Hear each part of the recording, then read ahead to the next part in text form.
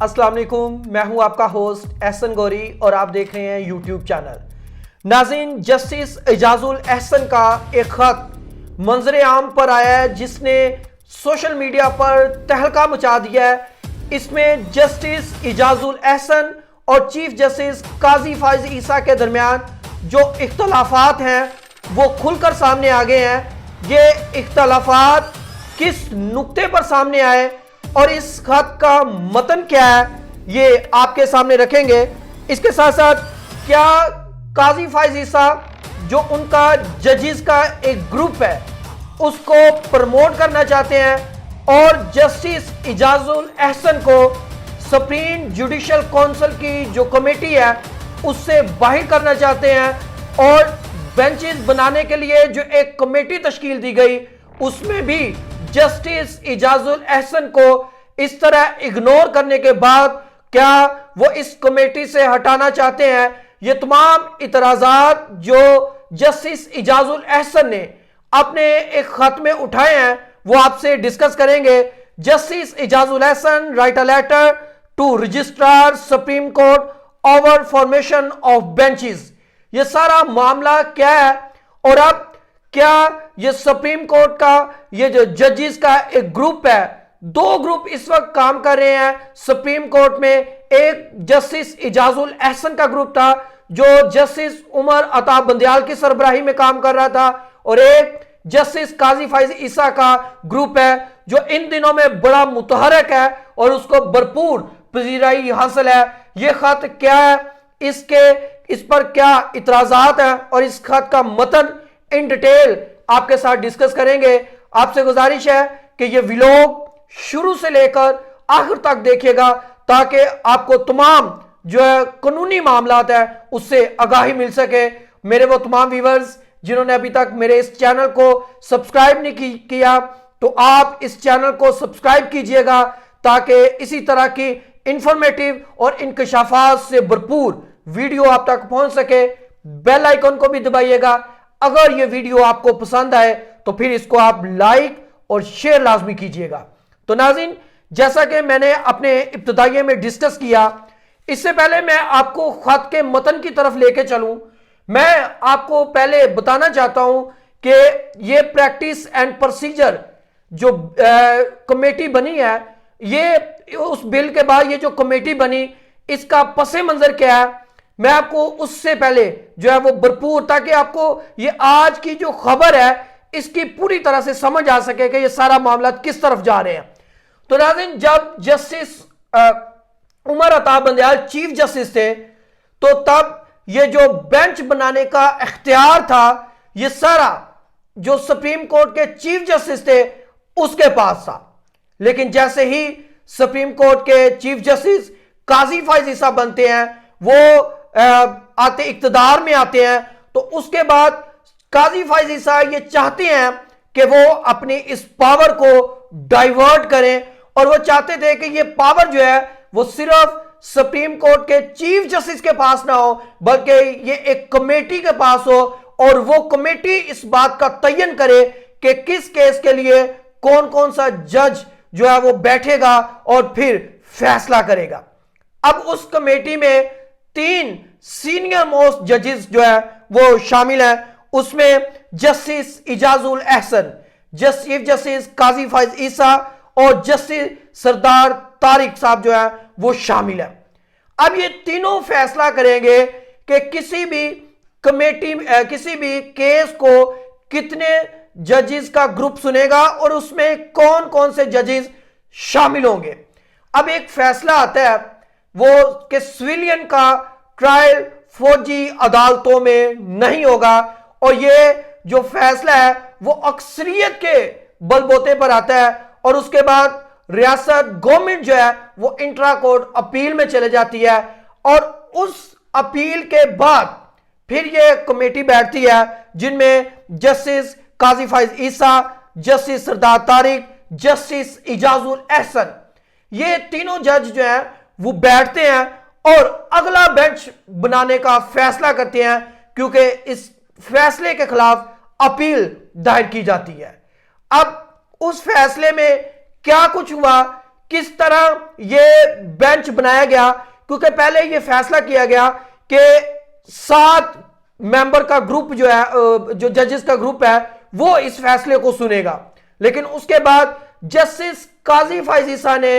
अपने हुक्म को सादर फरमाया और 6 जजेस का एक ग्रुप बना दिया जाता है। और इस ग्रुप और इस बेंच बनने की तश्कील के बाद एक खत सामने आता है और इस खत की बड़ी बात की जा रही है। Justice Ejazul Ahsan write a letter to supreme court registrar for the formation of benches. अब इस सारी स्टेटमेंट के बाद क्या होता है कि मामला जो है वो बड़ा कंट्रोवर्सीज हो जाता है। आपने देखा कि ये जो खत लिखने का मामला है, ये जस्टिस काजी फैज ईसा ने शुरू किया है। ये मामला कब शुरू हुआ? क्योंकि जब justice Umar Ata Bandial chief justice of Pakistan थे, तो तब क्या करते थे कि जब जस्टिस चीफ जस्टिस थे, जब वो कोई भी बेंच बनाते थे, उमर अता बंदयाल साहब, तो जस्टिस काजी फैज ईसा इस पर एक खत लिख देते थे और फिर वो बेंच, वो मामला कंट्रोवर्शियल मुतनाजा बन जाते थे। अब क्या हुआ है कि इस खत का मैं मतन, अब आपको मैंने ये सारा पस मंजर बताने के बाद अब ये जो खत सामने आया और इस खत के बाद एक नई बहस सामने आ गई है। वो उस बहस के मैंने आपको चीदा पॉइंट जो है वो आपके सामने रखे थे कि क्या जस्टिस काजी फैज ईसा और जस्टिस इजाजुल एहसन के दरमियान जो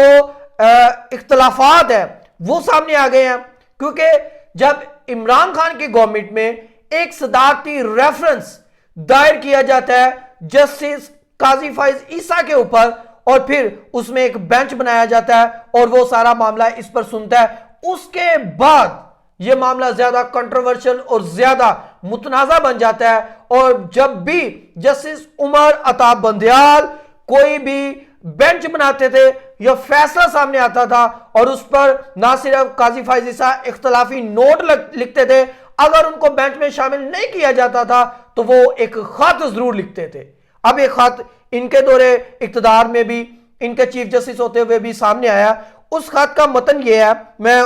कि पहले उन्होंने ये कहा कि मुझे ये जो 7 रुकनी बेंच बनाना था सिविलियन के ट्रायल के हवाले से, इसका जब इजलास होता है तो इसके एजेंडे के बारे में मुझे बताया ही नहीं जाता। जब 3 से 4 दफा पूछने के बाद मुझे बताया जाता है तो फिर मैं जो अपने तहफुजात जो जस्टिस इजाजुल एहसन कहते हैं, ये मैं जो आपको बातें कह रहा हूं, ये जस्टिस इजाजुल एहसन ने अपने खत में लिखी हैं कि मुझे पहले जो इनका इजलास होना था उसके एजेंडे के बारे में नहीं बताया गया, और दूसरी तरफ मैंने जो 2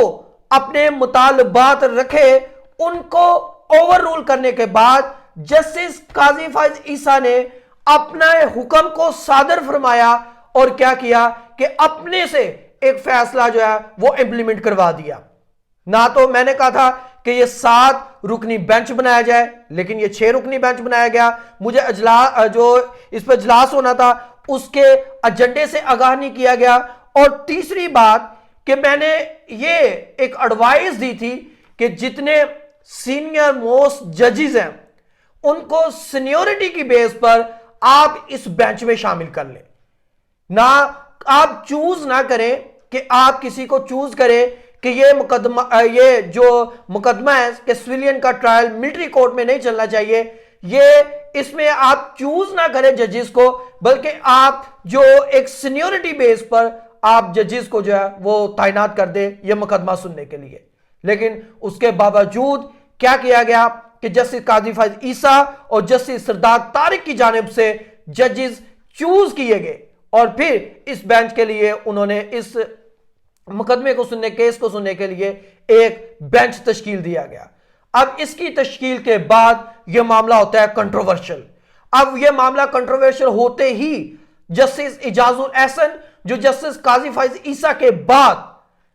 आइंदा आने वाले साल में जज होंगे, चीफ जस्टिस ऑफ पाकिस्तान होंगे, उन्होंने एक खत लिखा है और यह खत जो है एक बड़ा इंकशाफात से भरपूर और एक बड़ा इसने जो है वो एक सनसनी फैला रखी है। उसके बाद नाज़रीन, ना सिर्फ जस्टिस इजाजुल एहसन बल्कि बहुत सारे मीडिया पर्सन्स ने भी आईब्रो रेज किए हैं कि इसमें क्या कबाहत है कि आप सीनियर मोस्ट जजेस को इस मामले के लिए चुन लें कि वो आइंदा आने वाले दिनों में इन केसेस का फैसला करें। अब नाज़रीन, मैं आपको बताता चलूं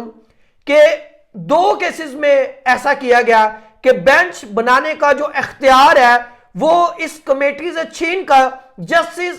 काजी फैज ईसा ने यह फैसला खुद कर लिया। एक जस्टिस मुजाहिर अली अकबर का जो एक केस है ऑडियो लीक के हवाले से, और फिर सुप्रीम जुडिशियल काउंसिल में जो एक कंप्लेन आई, उसके बाद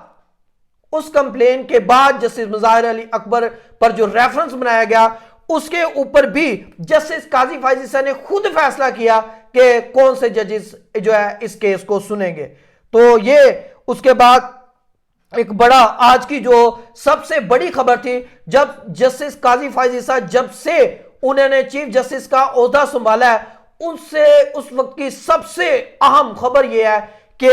ये एक बहुत बड़ा मामला जो है वो खड़ा हो गया, क्योंकि जस्टिस काजी फैज ईसा अपने दौरा इक्तदार में आने के बाद उन्होंने कहा था कि जो बेंच बनाने का मामला है वो ये 3 जजेस के पास इख्तियार है कि वो इसका फैसला करेंगे, और उन्होंने सुप्रीम जुडिशियल काउंसिल को भी फाल कर दिया गया था।